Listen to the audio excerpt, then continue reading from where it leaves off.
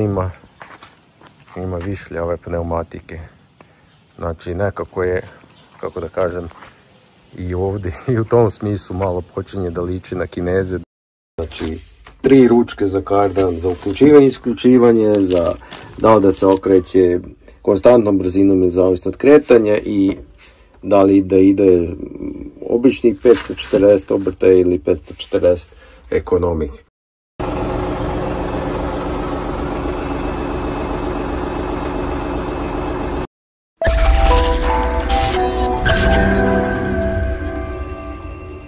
Kao što kad pogledate mapu sveta pa imate zapad, istok i negdje u sredini je Turska, tako i ovaj turski traktor pokušava da se pozicionira između istoka i zapada. I što se tiče cene i što se tiče kvaliteta. I to ćemo probati da saznamo u ovom videu koliko je ovom proizvođaču to uspelo, to pozicioniranje. Jer ovako kad bolje pogledate možda je ta pozicija između, ta nekako najpraznija, najmanje ima, pa možda i konkurencije i najmanje ima izbora u svakom slučaju, tako da ajde idemo jedan krug i onda karakteristike.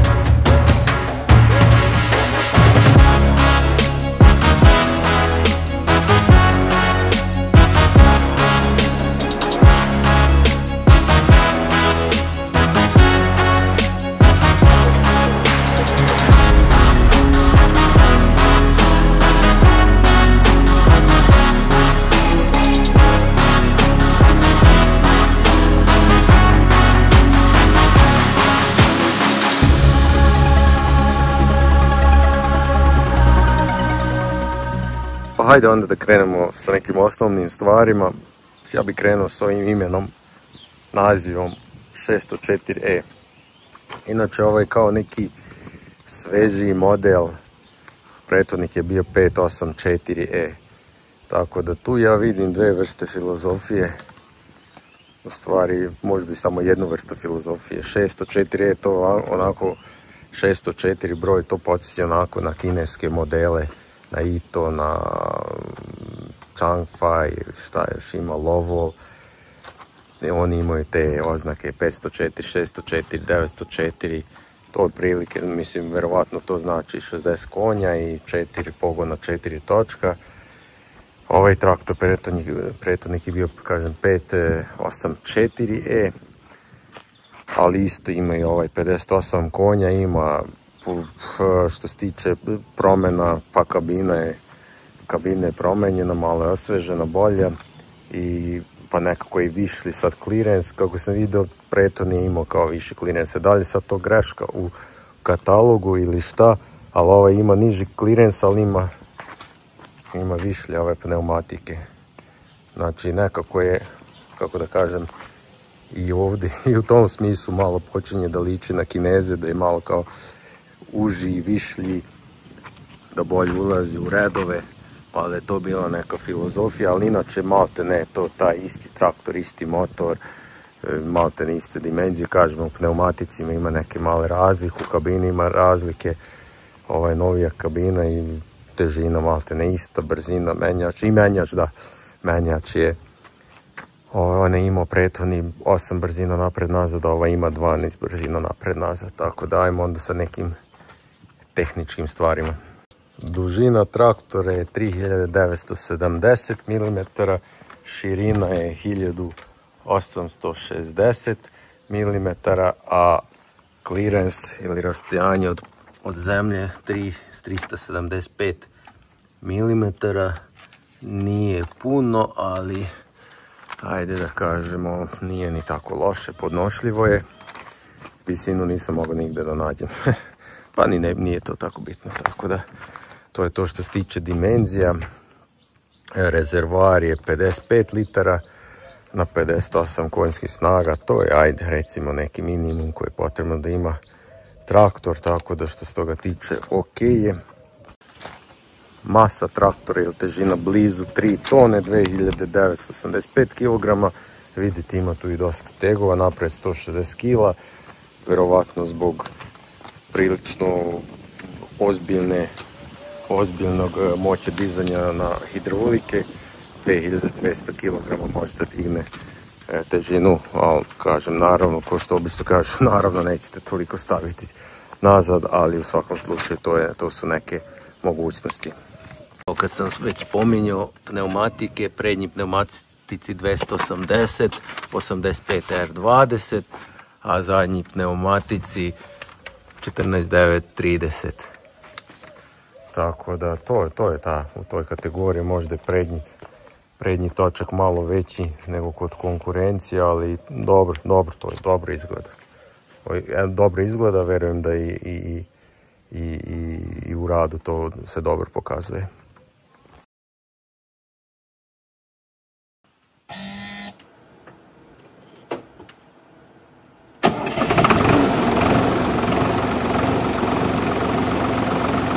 Motor je Sonalika Tier 3A, ko što obično kažem, vjerovatno je to Euro 3 motor sa turbinom i interkulerom. 58 konjskih snaga pri 2200 obrtaja u minuti. Znači 2780 kubnih santimetara. Evo ga, suvi filter. Tu je akumulator naprijed, dobro, to sve standardno. Ovaj nema klimu, ali evo vidite hladnjak tu i za ulje i za kabinu i za motor. Znači i ovdje ide ono smanjenje downsizing ili smanjenje kubikaža, znači ispod 3000 kubnih santimetara. Sad, ne znam, za potrošnju nisam saznao neku informaciju, pošto ovo je prilično nov traktor, 27 radnih časova, tako da neka iskustva sad tu ne bi mogao da prepričam, ali definitivno bi trebao ovaj traktor manje da troši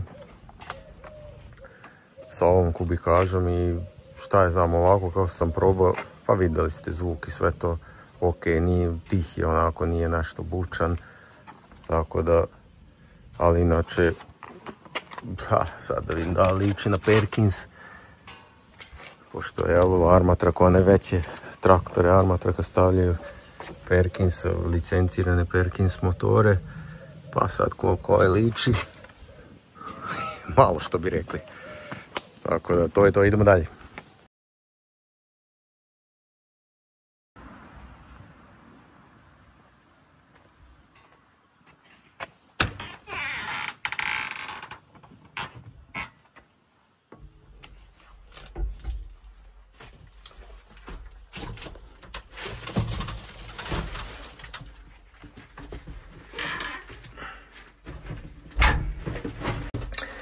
Evo, namjerno sam ušao sa desne strane da bi vam dočarao lakoću ulaza u kabinu. Ako sam tamo lako ušao pored menjača, ovih papučice za gas i za kočnicu, onda sa ove strane bi to bilo još lakše. Znači, to je prvo što bih htio da pohvalim, znači ulaz sa obe strane u kabinu sa lakoćom. Inače, prvi utisak je onako sasvim solidan, znači prećemo, kazat ću i par riječi na kraju o ceni, ali opravdava cenu ovako na prvi pogled.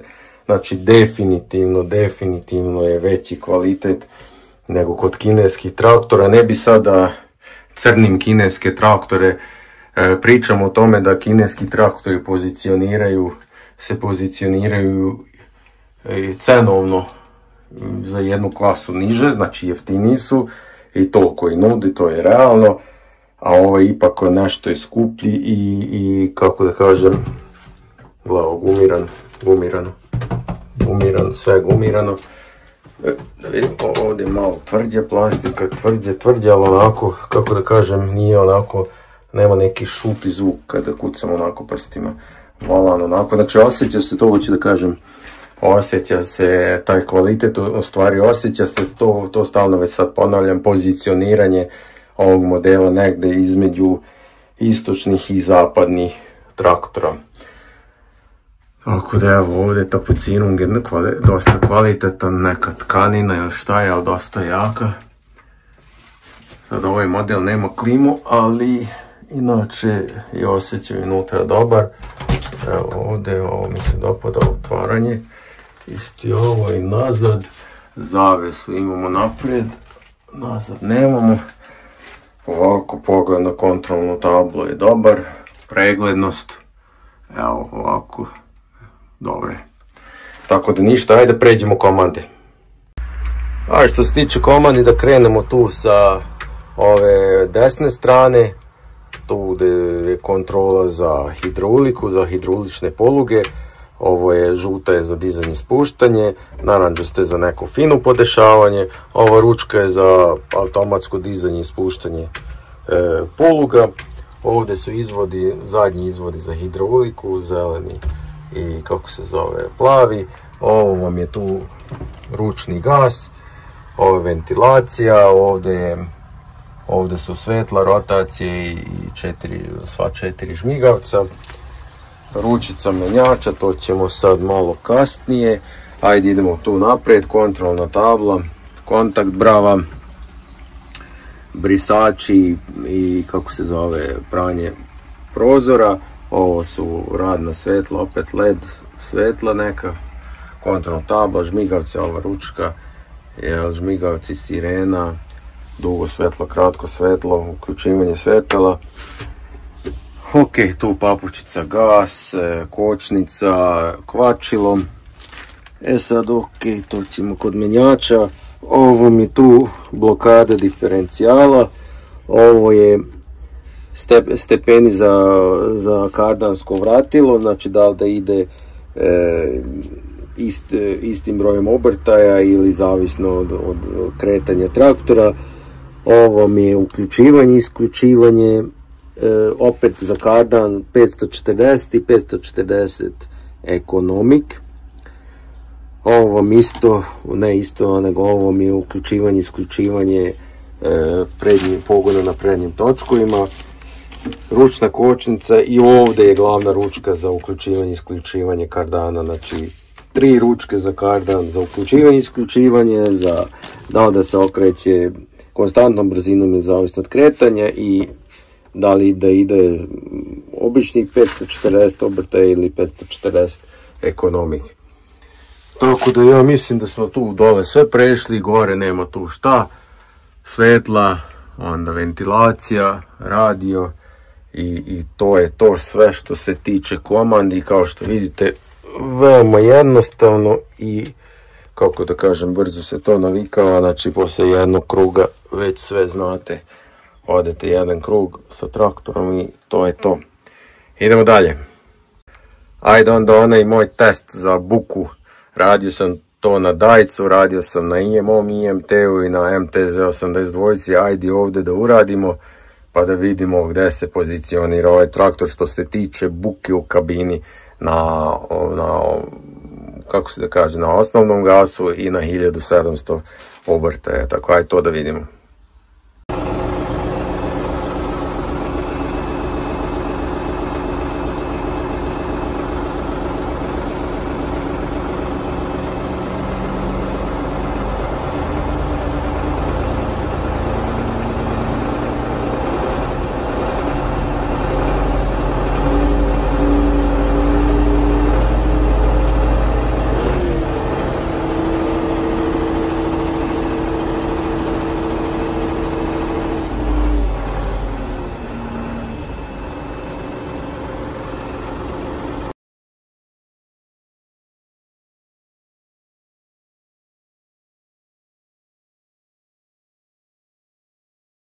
Ajde onda da pređemo na menjač. Već sam na početku rekao da ima 12 napred, 12 nazad.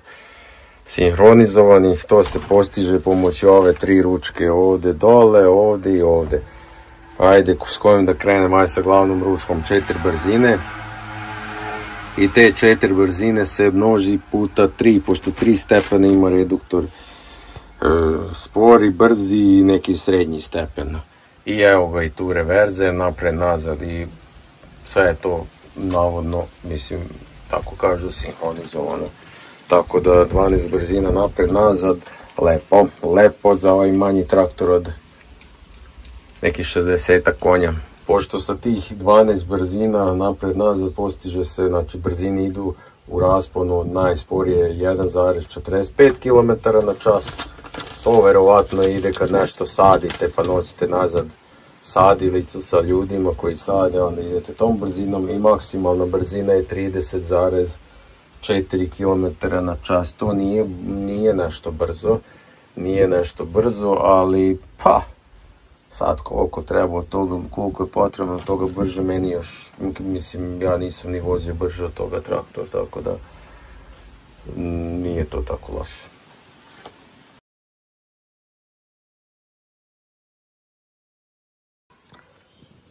Kad je eksploatacija u pitanju, ja bi došao tu nazad. Znači, već sam par podataka u stvari već i rekao. Rekao sam da možda digne 2200 kilograma, teo sam da kažem kilograma na čas, znači kilograma. Znači, jedna tona i ne treba više od toga stavljati nazad, prskalicu od 800 litara, šta ćeš više, mislim, ne treba preterivati. Dvobrazdi plug, recimo obrtač, to može, dvobrazdi obrtač, a dvobrazdi ravnjak, to tek bez ikakvih problema od 14 soli. Setvospremač, 2,5 metara da možda ide malo brže. Drljač, ajde, može malo više, skoro 3 metara. Prikolice, 2 petotonke natovarene da curi. I to je to. Ok, ne mora na jako uzbrdici ići s time, ali ok. Nego ajde, kao vidimo ovdje sad tu nema da se podešava poteznica gore dole, imate fiksnu donju i fiksnu gornju, ali lako se to skida, vidite ovdje s ovim osiguračima. Isto tako i ovdje, i ova donja poteznica se lako skida, samo se ovo izvuče. Evo ga, osigurač izvuče se i ide napolje. Tako da, evo, 2 para izvoda. Evo, to su oni zeleni plavi što sam rekao. To je to, znači, skroz je jednostavno. Malte ne može da se kaže ovako po nekoj funkcionalnosti tu iza da je naslednik ovih starijih traktora, neka savremenija verzija. Tako da, recimo, ko ima Rakovicu ili IMT od 60 konja, 65, evo, zameno za to, pa da vas vidi Bog, sad će mnogo iskučiti. Ne, ni za živu glavu, znam vas već. Tako da ništa, to hoću da kažem, znači sve je tu jednostavno i sve je to prilično jako napravljeno, znači dopada mi se ovaj izgled, dopada mi se ova farba, izgleda kvalitetno, tako da nema tu dalje šta da kažem. Pogon, rekao sam, možda se isključuje na prednjim točkovima. Dopada mi se ova dimenzija prednjih točkova, tu malo što se tiče širine podsjeća na kineske traktore, govorimo o prednjim točkovima, što se tiče ovako veličine podsjeća na zapadne traktore. Isto za eksploataciju bi napomenuo, znači lepe retrovizore, LED svetla napred, LED reflektore napred nazad, lako se ulazi sa obe strane, evo kako se zove, stepenice ili merdevine, kako god. Tako da, dobro je to urađeno, mislim sigurno je dobro osjećaj raditi unutra s ovim traktorom, sedite unutra i radite. Evo ovaj rezervoar 55 litara, rekao sam već i to, ja mislim, da, rekao sam, evo, prostire se, to je taj novi trend tu ispred, pa ide tamo iza zadnjeg točka, tako da, to je to, ne bi da dužim dalje sa eksploatacijom.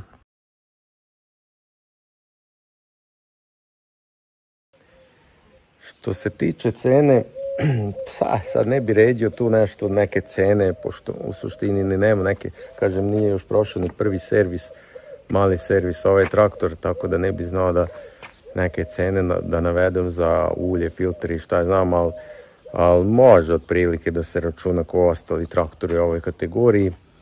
Naprimjer, ok, prednja guma je sigurno skuplja nego na IMT 560 i na Rakovici, ali ok, zadnje je to ta standardna dimenzija.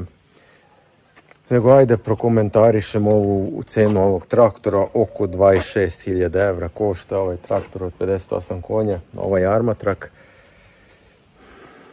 58 konja, to je onako, jel tako, što bi rekli, za mala gazdinstva. E sad, uzimajući sve u obzir, mala gazdinstva neće dati 26.000 evra za traktor, ako uzmemo u obzir zadnjih, recimo, 5-6 godina koliko mi imamo uspjeha na polju na njivama. Tako da ovo je, hajde, ok, možda uz neke subvencije možda se uzme, ili da, pre bi ja rekao da je ovo drugi traktor za srednja gazdinstva, ajde, tako da kažem, drugi traktor za srednja i možda čak i u nekom slučaju i za veće gazdinstva, znači mali traktor za srednja gazdinstva. Inače, kažem, jako verujem da jako retko se dešava da neko ovako za keš kupi, za 26.000 evra kupi ovakav traktor. Mislim, ako gledamo 58 konja, što, jel, bi trebao prvenstveno da bude traktor za mala gazdinstva.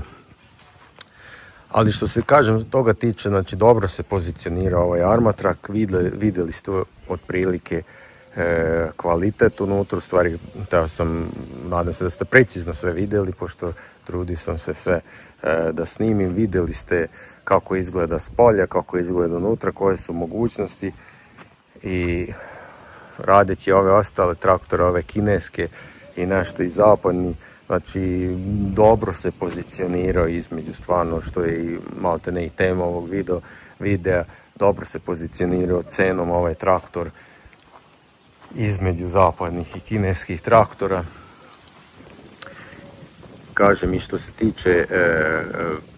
se tiče kvalitete i što se tiče nekih mogućnosti.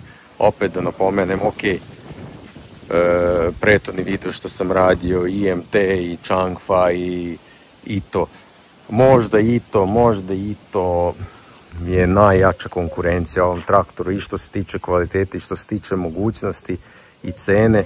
Ito je približno, možda je nešto jeftiniji,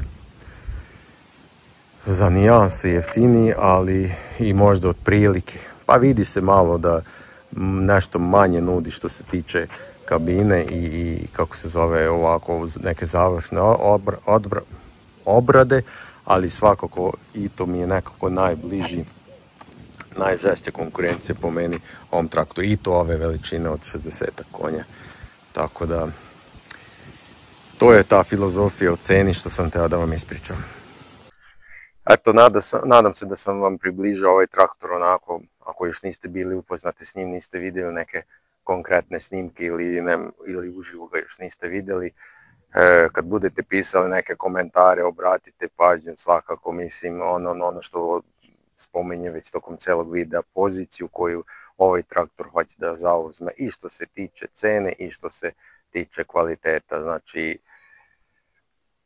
verovatno će ga neko upoređivati sa IMT-om 560, verovatno će ga neko upoređivati sa Dajcom od 60 konja, tako da ne treba ga upoređivati ni sa jednim. U stvari možete ga onako, ajde, orijentacijeno da dođete do tog zaključka gde se ovaj traktor pozicionira, ali svakako dobar je osjećaj bio sedeti unutra i dopada mi se kod Armatraka ta završna obrada, znači znači sa završnom obradom se jako približio kako se zove zapadnim traktorima i vidjeli ste unutra te materijale koji su korišteni, to je sve solidno, znači solidni metal, ne vidi se nigde metal, eventualno tu na prednjim stubovima, tamo nema tapacirunga, ali inače što se toga tiče tu su se približili kako se zove zapadnim traktorima, a cenovno ipak to još nisu tamo, nego su više ovamo prema istoku što se tiče cene, tako da ako vam se dopao video, znate šta treba da radite, like i subscribe da vam suša ne bi odnela rod, tako da mi se uskoro vidimo sa nekim novim videom. Pozdrav!